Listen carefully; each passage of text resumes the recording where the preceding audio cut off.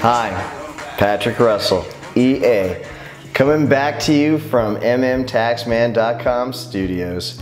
In today's episode, we're going to be talking about something very basic and fundamental to my tax operation. What's the best way to get a hold of Patrick? It's a simple question, but there's a variety of answers depending on the circumstances. So now that we're moving on into a new way of doing things, I'll just run through how we're doing business at mmtaxman.com today. Without question, the easiest and most effective way to get a hold of me or get the ball rolling with my shop is a quick email. Patrick@mmtaxman.com is my main business email, so feel free to use that email anytime. My preferred method of receiving information from you would be through our secure web portal. Through our tax software, we've enlisted the help of a service line called Secure File Pro. It's simple. It's a gateway controlled by a username and password that allows a secure path, a bridge, passing back and forth personal and financial records. How it works is like this. Let's say you need something. You send us a quick email. You send us a quick email for, say, letting us know that you have a job, or let's say you are requesting an appointment, and maybe sending a letter would be helpful beforehand. We will immediately send you an invite email that will allow you to create and a login and provide you with a safe access to now upload any documents you have. Those documents are electronically populated in our client server file, and now just by you uploading it, it goes exactly where it needs to be for safekeeping in our system. Now, having a secure portal gateway to upload documents is a much more secured format. Do not think that anybody is going to argue that.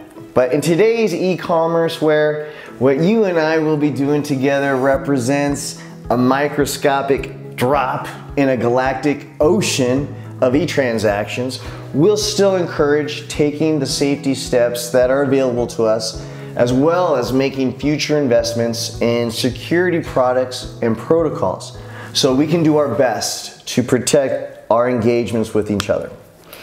However, if you have any questions, just simply reach out to us first, and we'll make sure that we'll coordinate and choose the easiest method to get information back and forth for you. Phones today are amazing. Using your Adobe app, for instance, you can make a password protection on any picture that you take on your phone, and then you'll be able to send it safely. Let's say you're into a classic mode of doing business. Brother's fax machine is still sitting on your desk, and you still got a telephone line bill to go along with it. Well, feel free to send us a fax to our eFax at 562-457-3816. And of course, we still have a phone. The phone number here is 562-428-6752. And in any and every case, our mission is to get a quick 24-hour turnaround, responding to you, sending you with at least a quick update and maybe an estimated time of the completion. Throughout the entire process, we will be exchanging questions, comments, ideas, and information back and forth as much as needed in order to complete the project or the job that we're working on together. Once the job is complete, if there are any questions or if there's any items of concern, we'll set up a video conference appointment or even just a simple phone call back to walk you through the finished product and make sure all your questions are answered. I've invested a tremendous amount of time into training my entire staff so that any associate you happen to reach first will more than likely have the answers you need. On that note, I'm very proud of my staff. They're the backbone of this operation. I'm constantly asking them to get better, faster, and to learn new things. And they're stepping up, which is what makes these new products possible. It's as simple as that, guys. Welcome to the new M&M Tax Service, mmtaxman.com. your virtual one-stop shop for all of your tax and business needs. Switching gears. Well, I'm trying to dip my toe in the water one toe at a time. Getting the daily out is a tall task all by itself. It is my mission and it is taking priority, so you have to forgive the mistakes and maybe a picture out of place here and there. But we're not done. It's time to segue to the non-tax, non-audit part of this webcast and move into current events and pop culture. I know that sounds ridiculous, but we're experimenting, right? And not everybody has a tax problem right now. Okay, generally speaking, I'll be highlighting a TV show or a movie. I'll have a song of the day, and we'll touch on some books that I'm currently reading or have read in the past and feel like sharing with the rest of the world. Now, as in all the services that I provide, what I'm doing here, it's my opinion here, is mostly in the vein of saving you guys time. As in, don't waste your time on that steamy hot plate of garbage that was just thrown together. I figure I've already wasted my life, so you don't have to. Starting off with the hit on Netflix that hit that exit button movie of the week, The Night Clerk. I hit the exit button at the 10-minute mark on this very dull effort, seeing just enough to realize poor John Leguizamo must be behind on a lot of bills to have signed up for this clunker. Another Netflix show failing to meet its lofty expectations, Space Force. Steve Carell took what was a Maserati of a premise and turned it into a Nissan Versa. Sure, it got me to the end of the season, but I wasn't impressed by the ride, and I don't feel cool telling people about it. And to the music front, music. There's no accounting for taste here. I will do my best to stay relevant. I will keep the K-Earth 101 references to a minimum. And I will warn you, well, I better warn you, I have an eclectic taste in music, but I grew up absorbing everything, just like my taste for food. I might not love everything I eat, but I will give everything a try. So, everybody knows you remember the songs that you first felt the emotions of love to the best. Well, I first felt the swellings of love during an age when the musical gods were Michael Jackson, Prince, Beastie Boys, Tupac, Snoop, and if you want to swing it all the way over to the other side, Garth, Toby, Aerosmith, U2, and a whole lot in between. We live in an amazing time right now. No more is that true than in the world of music, and being a music lover couldn't be any easier. Gone are the days of buying a 12-song album only to love one song and barely stay in 3 others. Gone are the days of the hard labor putting together a decent workout tape that didn't get stale after 3 stops on the treadmill. Gone are the days of having 20 presets on your car stereo and still being stuck in traffic with nothing good to listen to.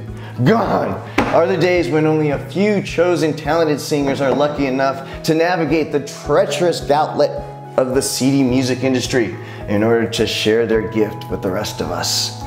Of the top 10 songs I'm currently and absolutely in love with, I couldn't even tell you the names of 8 of the singers. They change so often. There's simply so many new artists. My Adderall does have its limits. And now, what's really cool is the turnaround time. It's individual songs now. Individual songs are pushing the market instead of these bloated album efforts that take way too long to churn out. Plus, collaborations. I mean, for some artists, being able to work with others is a real blessing. I mean, has Drake even put out a decent song all by himself since 2013? Apple Music. I want to take a moment to say something. Whoever their musical editors are, whoever those chosen stars at Apple that are put in charge of setting the new music playlist, fucking A, guys. Bravo. Really. it's like you're here. And I appreciate that. All right, for the song of the day, we are spotlighting a new R&B tour de force with that familiar She Said, Then He Said ballad from Here a Love, featuring Ian Dior. File this song under the category of not quite done. As in, that crush is not quite done yet. Let's say it together, people. The crush is not over until the singer no longer takes the time, effort, and money to actually write and produce a full song about the love they are seeing they don't want in the first place. Like I said, not quite done. The subtle guitar strings lure you into the intro, followed quickly by the staccato and steady bass line that catches you pretty quick. It's worth a listen. Books! From that stuffy and snooty corner of my brain, I will bring to you my book of the day. Unfortunately, I can't read as fast as I used to. We may have to change this segment to Book of the Month. Let's see. So I'm currently reading and working on The Laws of Human Nature by Robert Greene. It's a non-fiction book designed to help me master the art of human motives and become a Jedi in decoding emotional forces that drive people to do the shitty things that they do. So, as you can see, I'm furiously working very hard on getting through this 586-page turn. In the meantime, I'd like to bring up a personal favorite in my collection, Bill Bryson, A Short History of Nearly Everything. Another non-fiction classic that simply must be celebrated. What you have to understand about Bill is that he writes as if he's sitting in your living room, telling you a story. And the way he can break down the most complex of ideas, but in these little discernible chunks, and then hand them to you. These little easy to consume nuggets of information that you take away with you for the rest of your life. The premise of the book is in the title.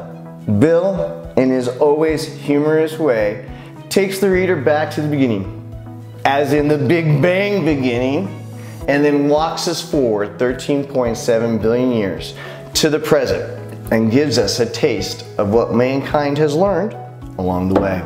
Not only does it make you a smarter person for reading it, it tickles your imagination and makes you wonder out loud, what can I do to make this a better world? As always, feel free to email me at patrick@mmtaxman.com. I thank you for your time. My crew is working hard on tomorrow's episode. I look forward to seeing you again real soon. Take care.